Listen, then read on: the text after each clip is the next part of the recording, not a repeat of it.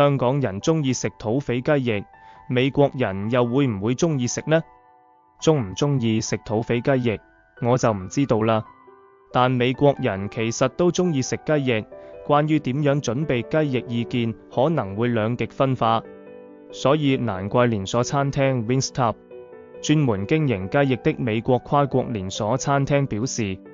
佢哋經營唔係雞翼業務，而係風味業務。自將近20年前開店以來，餐廳一直肩負住服務世界風味的使命。Wingstop 餐廳提供按客人需要製作同即點即做菜單，包括雞翼、去骨雞翼、雞肉三明治等，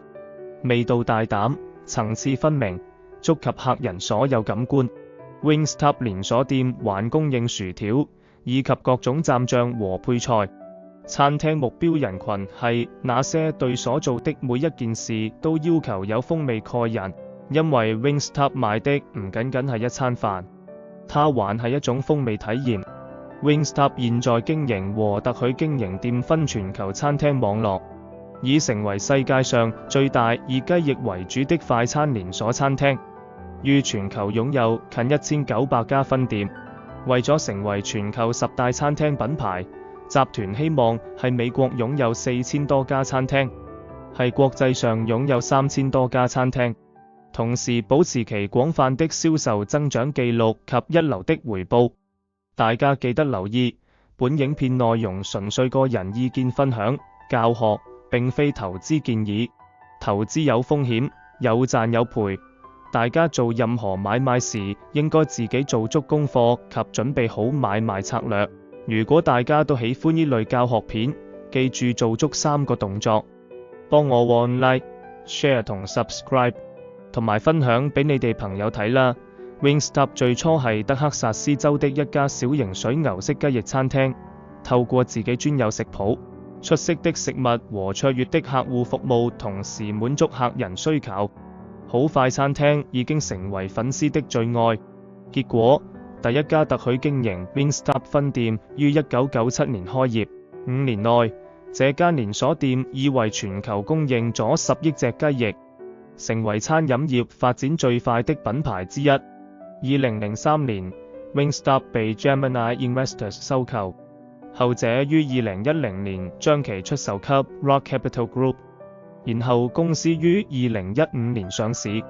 上市後，公司繼續保持住近20年令人印象深刻的銷售增長，有 Wing Experts 團隊為客人提供服務。Wingstop 眾多選項包括堂食、外賣自取和送貨，以及個人、組合套餐和家庭套餐，令到客人可以喺任何場合選擇餐廳。無論一大班朋友聚會場合或者大小派對的訂單都可以安排。經典雞翼、無骨雞翼都係按即叫即做方式出售，並以11種大膽而獨特的口味供客人進行選擇，如大蒜巴馬芝士、檸檬胡椒、山核桃煙燻燒烤、芒果哈瓦那辣椒，以及原味和辣味等唔同口味。雞肉菜單配有招牌配菜，包括新鮮切好有調味蓋薯條，以及每天自製的新鮮牧場奶酪和藍紋奶酪蘸醬。Wingstop 引以為豪蓋地方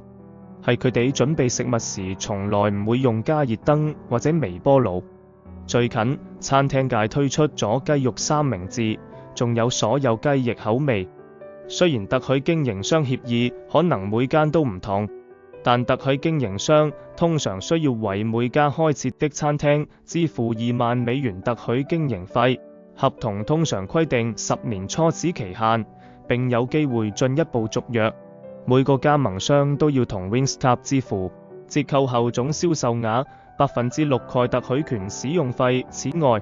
每家餐廳仲要提供總銷售額的5%，用作集團營銷和廣告活動資金，主要會俾集團用喺全國範圍內製作廣告內容和購買網上和電視廣告。隨住 Wingstop 接近達成在全球擁有7000近多家餐廳的長期目標，公司管理層仍然專注於通過提高品牌知名度、創新和技術投資來維持同店銷售增長。2022年初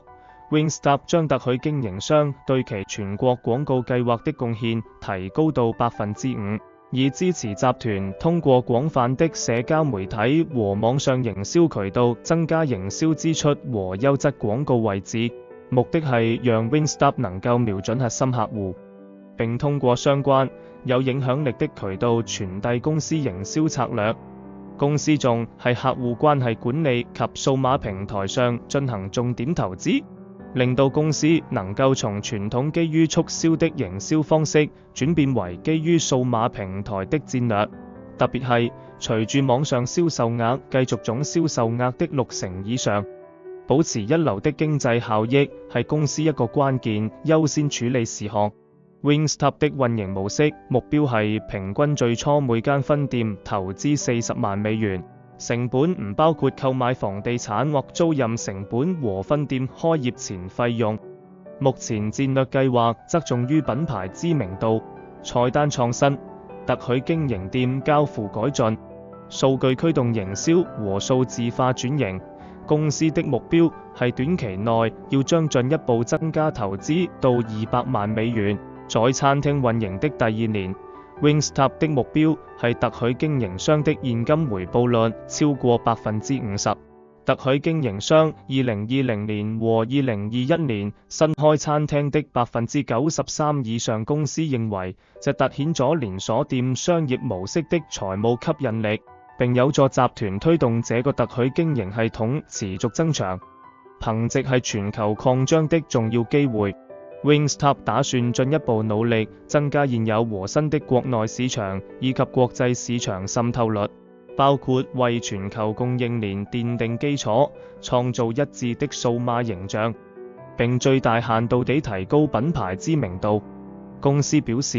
佢哋有強大的開發渠道，約90%的國內新店承諾來自現有特許經營商，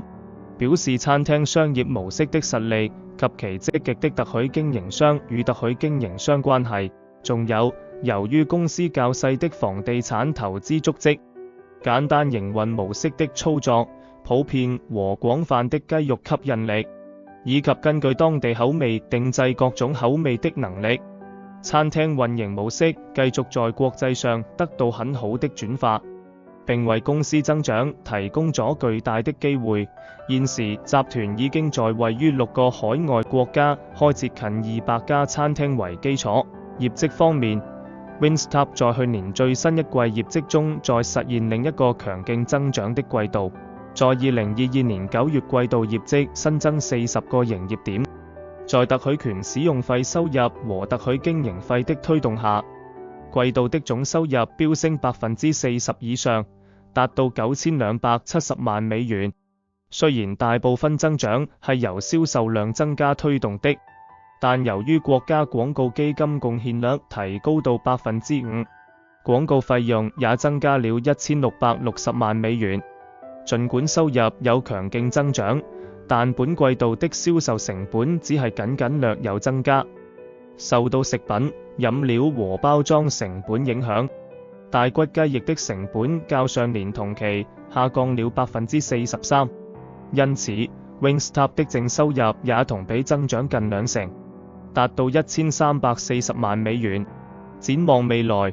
市場普遍預期公司全年預期銷售額為3.5億美元，同比增長超過25%。新樹餐廳餐飲領域只係僅快餐店雞肉領域的競爭就非常激烈，顧客追求高品質的食物，餐廳氛圍、服務速度、員工友善和物有所值。Wingstop 的主要競爭對手包括肯德基、Chick-fil-A 和 Popeyes 等巨頭，以及 Church's Chicken、Buffalo Wild Wings、Hurricane Grill Wings 和 Wings Rings 等眾多巨頭。現時 Wingstop 的主要風險係當前環球高通脹、工資成本增加和利息成本上升的宏觀環境。如果集團唔能維持當前的增長狀況，很有可能成本增加會影響利潤率大幅下降。投資者需要注意公司相關情況。至於有關個股買賣操作技巧，一般我都會喺 Patreon 平台同會員分享。係 YouTube 平台，主要我會提供每週美股大市視評同埋個股基本因素分析。Patreon 平台會集中主要分享個人心水領導股名單，尋找增長股及相關交易買賣技巧，我經常用的美股工具分享、交易細節等等。所以大家如果對以上會員服務有興趣嘅話，可以到我 Patreon 了解同訂閱。今日分享就差唔多，下次再見。